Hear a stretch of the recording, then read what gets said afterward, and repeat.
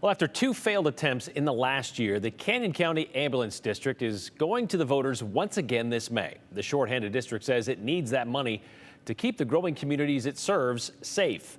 Abby Davis has been looking into this. So, Abby, what's different this time around? Brian, the district is going for a temporary levy that would expire in a couple of years instead of a permanent one.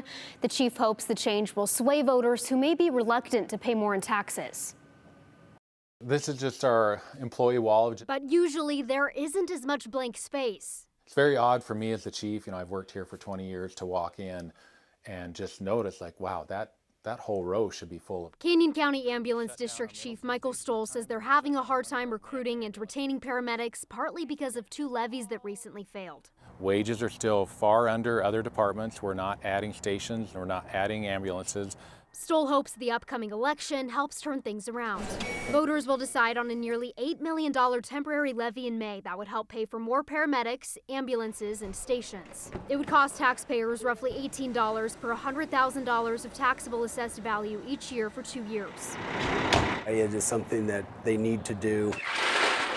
Caldwell Fire Deputy Chief of Operations Matt Shoup says the levy passing would help improve response times in the growing area, potentially saving lives. It can be anything from a simple transfer from a fall all the way up to a cardiac arrest or a stroke. And Canyon County Sheriff Dispatch Center prioritizes these calls, but there can be delays when there's no ambulances in the area. If they're having to be there for an EMS call, they can't respond to that fire call. So we are directly affecting our other EMS partners.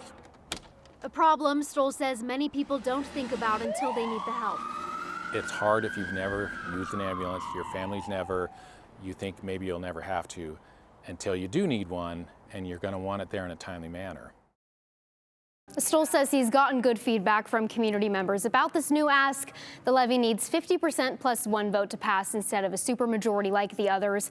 And to give you some context, 47% of the voters in November said yes, and that's pretty close to what they need next month, Brian. So close. Yeah, okay, so ballpark, is this about the same as the other levies they've tried before? It's the same amount as it was last year, but remember that was a permanent one, right, and this one is temporary, so it would just be for 2 years. Just be 2 years. All right, yeah. Thank you very much, Abby.